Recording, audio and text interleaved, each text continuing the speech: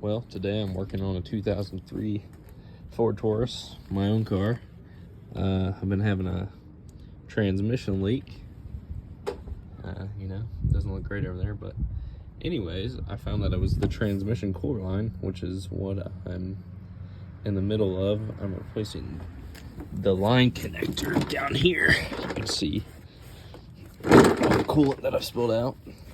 So basically what you do is you take off that cover right there.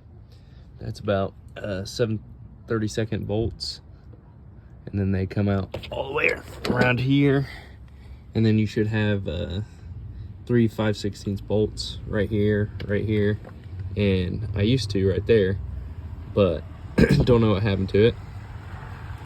But pretty much it's this line right here. That's the transmission cooler line. And then once you take that off, you look down here, and then you take this little bracket off. And then once you take this little bracket off, 4 bolts that are down here. There's 2 down here, and then 2 up here on the side.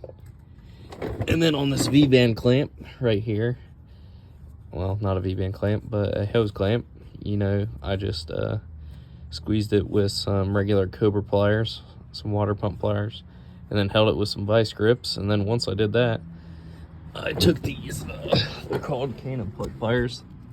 Shout out to Josh right there. And I managed to pull this back. And then now I'm up here to this line right up here, as you can see. And I bought these from Matco, but I think you can get them from anywhere.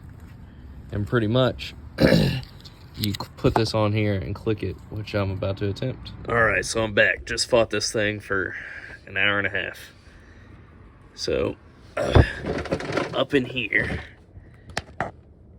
that's where your receptacle goes. I just took it out. First you got to get this off. Took it off with a screwdriver, got the tabs off. But anyways, bought the Matco things that I showed in the previous clip. But went to Harbor Freight, bought this set for $39.99, and it fit right in there, unlike the Matcos. So now we're gonna go ahead and put the new one up in there, and I'll show you a comparison from the old one to the new one, and why the Matco isn't great. So here's the new one versus the old one. Then you see that, and that's 3/8. That one doesn't go in, and that one doesn't go in.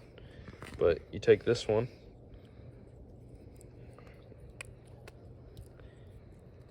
well, it doesn't make a lot of snap noise as it does when it's got the line in it, but fits in there, fits in this one too. And you can see with the new thing, it's pretty hard. You can hear that click. All right, so I'm back under here. Here we go. Get this up in here. Well, can't really see, but it's all right. There we go. See a little bit.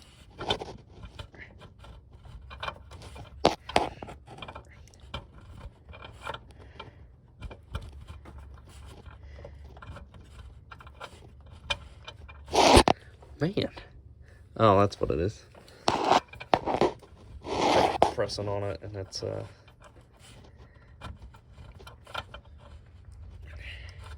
it goes. Yep, starting now.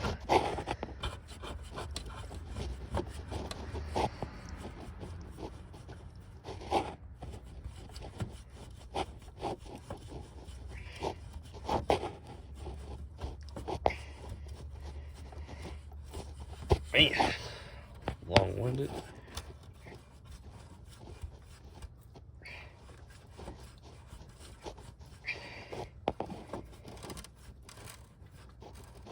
Alright, there we go. So that size is 1 inch. I got an adapter. This Matco ratchet, which I will recommend.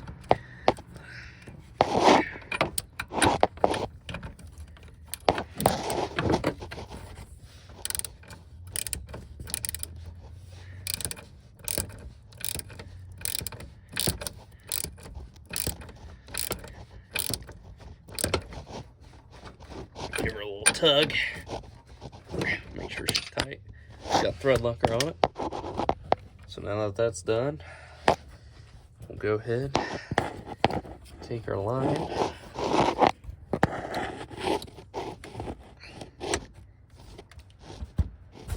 Go ahead.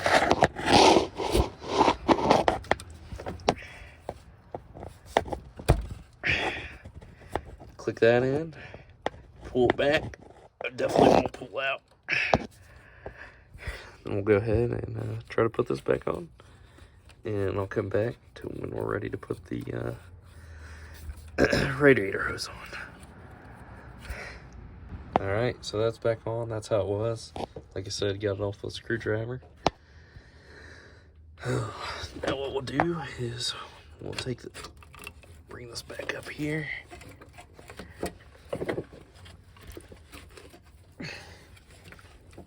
Oh, God.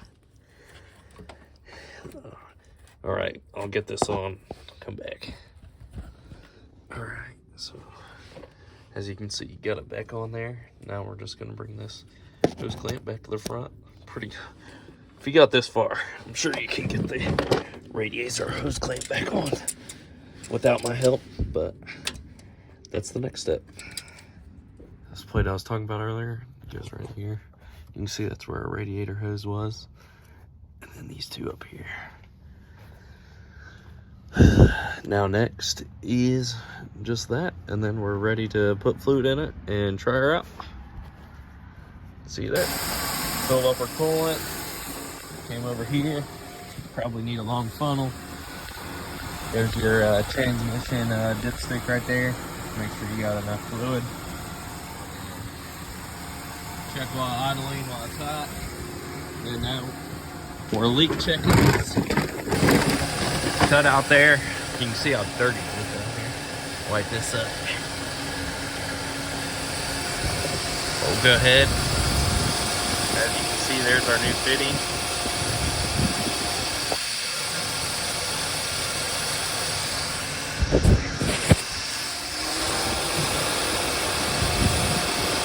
As far as I see, I do